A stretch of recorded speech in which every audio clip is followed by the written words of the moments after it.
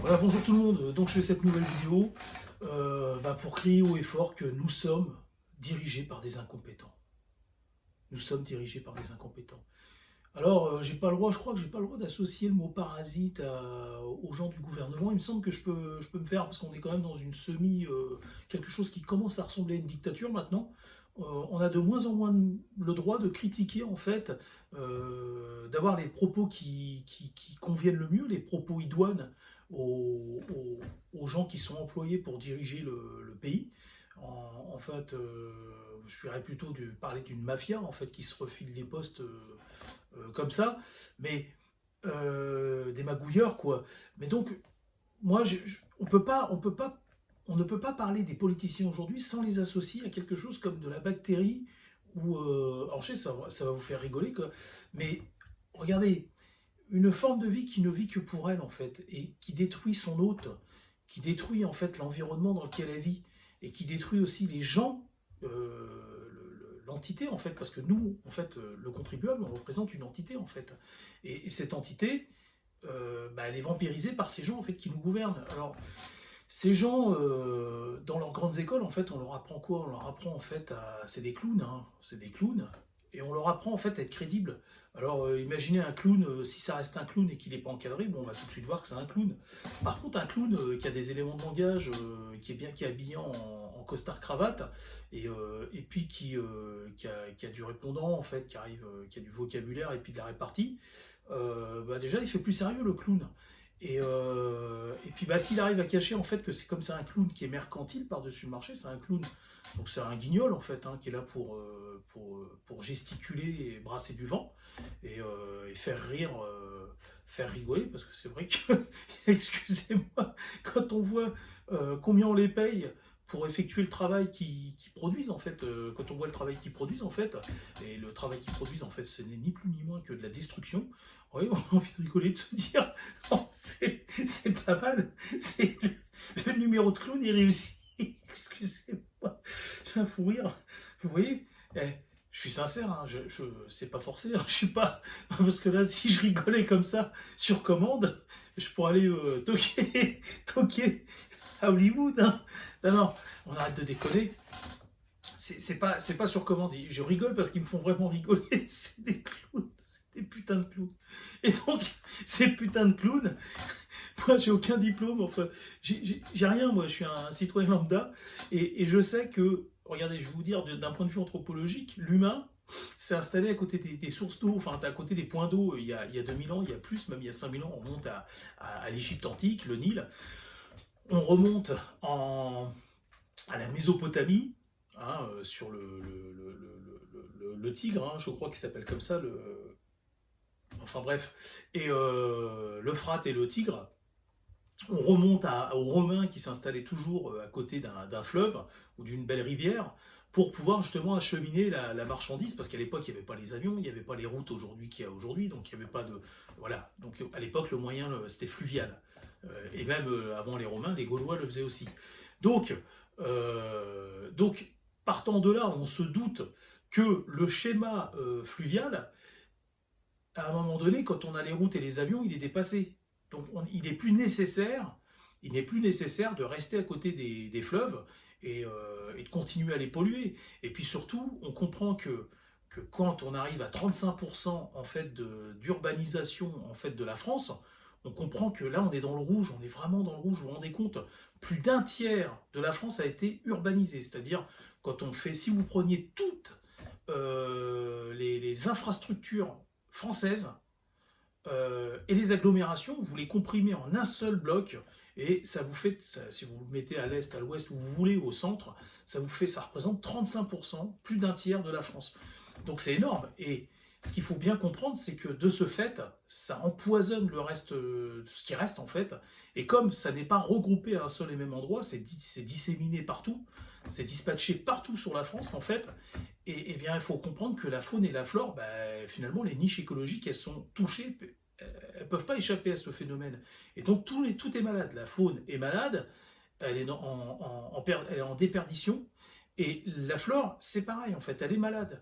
Et là, on a construit des routes, on a tissé une toile de route en fait sur la France, ce qui fait que les animaux, pour se reproduire, c'est de plus en plus compliqué pour eux, pour se trouver comment on appelle ça, des partenaires dignes de ce nom, hein, parce que vous savez que bon, ça existe aussi chez les humains, on va pas se mentir, hein, mais chez les animaux, ils veulent le patrimoine génétique le plus favorable, et donc ils sont obligés de parcourir des trucs, ils ne se contentent pas forcément de ce qu'ils ont à côté, si ça leur plaît pas, ils vont aller voir ailleurs.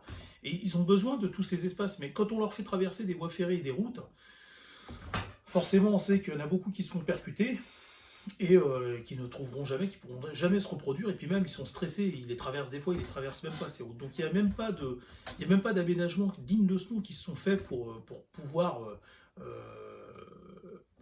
pallier à la continuité, la bonne continuité en fait de la pérennité de l'existence de ces animaux, en fait, de cette faune. Donc là aujourd'hui on s'aperçoit en fait que les dirigeants qui nous dirigent n'ont même pas pris la peine en fait de faire attention aux sources. Donc depuis des décennies on aurait dû prendre conscience, mais comme c'est des clowns qui se donnent des airs sérieux, en fait c'est des clowns mercantiles, eux ils font des études de politique, c'est juste pour ça, hein, c'est pour le pognon, hein, ils ne s'intéressent pas à leur prochain. Ne vous inquiétez pas, arrêtez de croire ça. Ils ne s'intéressent pas du tout à leur prochain, ils font des études de politique. Alors ils sont là, il y a papa et maman qui viennent les voir, qui sont déjà dans le milieu.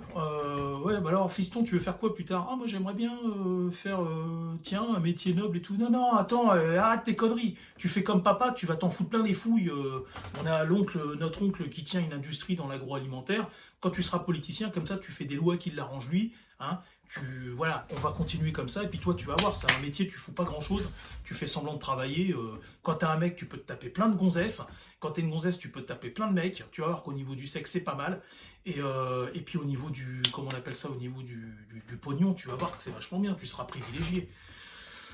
Tu te lèveras pas, tu travailleras, mais ça durera qu'un temps, parce que tu seras à la retraite assez rapidement, hein, voilà, au bout de 2-3 mandats, tu seras à la retraite, on te remettra ailleurs, et puis voilà, donc voilà. C'est un peu caricatural tout ça, mais c'est ça en fait. Hein. Bon, c'est même pas caricatural, c'est la vérité, c'est ce que je viens de vous faire là. C'est grotesque, mais c'est la vérité. Et donc, c'est des gens comme ça qui dirigent la France, et beaucoup d'autres pays en fait. Et donc, faut quand même se rendre compte que ces gens sont même pas motivés par le métier qu'ils font, et n'ont pas de connaissances approfondies en fait. Aujourd'hui, pour faire de la politique, il faudrait obligatoirement faire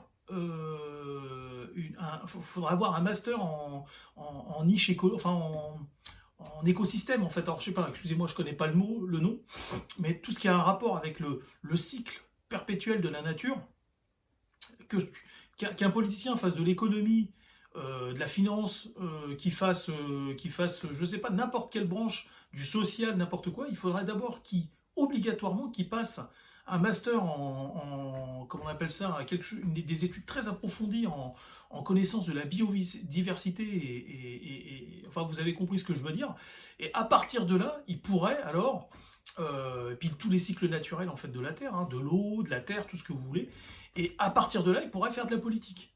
Voilà, il pourrait faire de la politique, que ce soit le ministre de l'Éducation, que ce soit le ministre des Armées, que ce soit le ministre de tout ce que vous voulez. Devrait déjà passer par Alors, moi, je comprends pas que ça n'a pas été déjà fait, parce que moi, si je gouvernais, si j'étais souverain d'un pays, c'est une loi que j'aurais fait, ça, dès le départ. Une loi que j'aurais fait aussi, c'est éviter de souiller les cours d'eau, donc éviter de se greffer à des cours d'eau. Ça, je l'aurais fait. C'est plus nécessaire aujourd'hui, on n'a plus besoin de le faire. Donc, j'aurais voté une loi, j'aurais fait passer une loi, j'aurais légiféré et fait passer une loi pour empêcher certains villages, certaines villes, d'aller en expansion en fait et de rester sur la taille qu'ils ont. C'est-à-dire que pour que quelqu'un puisse construire un immeuble ou une maison dans la commune, il faudrait qu'une maison soit destructible, c'est-à-dire ou un terrain récupéré, mais sur des constructions déjà effectuées en fait. Bah ouais, c'est comme ça, ouais. Il y a des endroits où on pourrait, des endroits où on pourrait pas. Parce que ce qu'il faut comprendre, c'est qu'il y a 2000 ans, l'homme s'est installé dans les endroits les plus favorables. Parce que l'homme faisait encore partie de la nature il y a 2000 ans. Donc quand l'homme s'installait dans un endroit où il y avait des forêts épaisses, des mares pour pouvoir boire, des rivières pour pouvoir se laver, boire et faire du commerce, c'était nécessaire à l'époque. Aujourd'hui, l'homme s'est détaché de ça. C'est aussi le cœur du projet Veine du désert. L'homme se détache, est capable de se détacher du cycle naturel aujourd'hui. Et donc, il n'est plus obligé d'habiter dans des endroits où la terre est bonne, où le climat est bon pour les arbres, pour la terre, pour le... Vous voyez ce que je veux dire? L'homme n'est plus obligé de polluer et de pourrir ces endroits-là. Et donc, nous, on vit sur un schéma qui a 2000 ans, si on remonte à la Mésopotamie et à l'Égypte antique, on repose, nos civilisations reposent toujours sur des schémas antiques. Et c'est là que ça va pas, c'est incompatible. On n'a plus rien à faire dans des zones boisées, ou en tout cas, il peut y avoir des bois. Et au niveau de la qualité de l'eau, c'est pareil. On n'est plus obligé, c'est plus obligatoire. Aujourd'hui, on sait acheminer l'eau sur plusieurs dizaines de kilomètres. Donc on n'est plus obligé d'habiter à côté des rivières et des fleuves. Et là, on voit que les gens qui nous dirigent sont vraiment des clowns, des putains de clowns, parce que, en fait, en amont, plus on remonte vers les sources, d'où provient la source en fait de ces rivières, et plus il aurait fallu contraindre les agglomérations à ne plus construire, et à ne pas construire non plus des parcs d'activités qui polluent, des routes, enfin, vous voyez ce que je veux dire, vous avez compris. C'est-à-dire que plus on se rapproche de ces endroits, en fait, plus il aurait fallu, on va dire, ruraliser le truc. C'est-à-dire faire en sorte que les gens conservent un mode de vie assez simple. Presque, j'ai envie de vous dire, presque on aurait pu solliciter des Mormons ou des Amish dans ces endroits-là, pourquoi pas. Ils auraient été bien plus bénéfiques que dans l'état où nous trouvons, les citoyens, on va dire, lambda. Mais ça, c'est des choses qui auraient dû être pensées. C'est quelque chose qui est bête. Il n'y a pas besoin d'avoir fait des études pour ça. C'est de la logique. C'est de la logique. Ou alors, peut-être que je me sous-estime. Je suis peut-être beaucoup plus intelligent que ce que je pense. Hein. Mais je rigole quand je dis ça. Mais comment voulez-vous, quand un mec qui n'a pas de diplôme comme moi, il pense à des choses comme ça, et je dis pas ça parce que l'erreur a été faite et que je l'ai constaté, c'est un truc que je pense depuis longtemps, ça fait 30 ans, j'ai 50 ans, à 20 ans je le pensais déjà, donc pas d'excuses, les gens qui me connaissent savent, hein, j'ai toujours emmerdé tout le monde avec l'écologie, moi, c'est pas d'aujourd'hui, c'est pas une mode chez moi, hein, c'est quelque chose que j'ai en moi depuis que je suis gosse, depuis que je suis tout petit, et donc, maintenant on a quoi? On a des rivières qui sont polluées, et ils n'arrivent pas à les dépolluer. Les gens qui les ont achetés, qui se les sont accaparés. Nestlé, et puis je sais plus c'est quoi les autres entreprises, je crois qu'ils sont au moins 5 sur le marché à se battre pour attraper et s'accaparer les sources. Et on voit que ces gens sont incompétents, et on voit aussi que les politiciens, la Macronie est au courant depuis 2021 de ça. Et donc, aujourd'hui en fait, comme ça n'a pas été fait correctement, on a urbanisé la France n'importe comment, dans tous les sens, et même dans les endroits où il fallait surtout pas le faire, il fallait arrêter de le faire. Et encore une fois, on aurait pu le faire en votant des lois, en empêchant les agglomérations de s'agrandir, en les obligeant à reconstruire par-dessus là où c'était déjà construit. Donc tu veux un nouveau bâtiment, tu rases celui qui est là-bas et t'en refais un nouveau. Voilà, il y en a un qui est là-bas qui est de 1960 ou je sais pas combien. Après, il y a tout ce qui est classé historique, t'y touches pas. Et il aurait fallu obliger les agglomérations à construire dans le type architectural ancestrale et séculaire de la région et de la ville en fait. Déjà pour commencer, pour que la ville conserve son charme. Tu veux faire un bâtiment là-bas? Oui d'accord, ok, dis-toi bien que le bâtiment il va pas te coûter 150 000 euros ou même 200 000. Hein. C'est un bâtiment qui va te coûter 1 million d'euros. Pourquoi? Parce qu'il faut que tu le fasses en pierre, ou en tout cas quelque chose qui ressemble le plus possible à l'architecture du coin. Et là ça aurait été joli, parce qu'on peut faire effectivement faire prospérer une ville en gardant son identité, et en plus, quand on garde son identité, on préserve le tourisme. On préserve le tourisme, et donc les commerces, les petits commerçants qui font des gaufres, les petites brasseries, des trucs comme ça, peuvent survivre parce qu'il y a toujours un magnétisme. Elles ont toujours un magnétisme. Bref, tout a été fait. Tout est de la merde, de la merde. Ces gens-là sont des incompétents, c'est des putains de clowns. Et donc là, on s'aperçoit en fait que pourquoi les rivières elles sont polluées en fait, parce qu'on a trop construit d'agglomérations. Et pareil, collé aux rivières, en amont, aux sources, et c'est un bordel incommensurable. Maintenant, vous avez Enfin, à partir d'un certain seuil, vous avez compris, il aurait fallu arrêter dans un périmètre de je sais pas combien de dizaines de kilomètres, il aurait fallu, quand il y a une source, arrêter de construire. Même à 100, peut-être 100 km, c'est beaucoup, mais au moins 50 km. Sur un rayon de 50 km autour, en tout cas là où ça descend, et là où l'eau elle est acheminée de façon naturelle. Là où elle suit son cours. Donc, on voit qu'on est quand même dirigé par des clowns qui n'arrivent pas à anticiper. Ils sont incapables d'anticiper, parce que je crois déjà ils n'en sont pas capables, parce qu'ils ne sont pas assez brillants pour ça, ils ne sont pas très intelligents. Et on a affaire à des formes de vie primitives qui nous dirigent, en fait. C'est des gens, comme je vous disais, c'est assimilable à une bactérie. C'est quelqu'un qui ne pense qu'à lui, en fait, qui est capable d'asphyxier, de tuer son hôte. Son hôte, c'est l'entité. Nous, le peuple, on représente une entité. C'est le contribuable. Le contribuable, c'est une entité.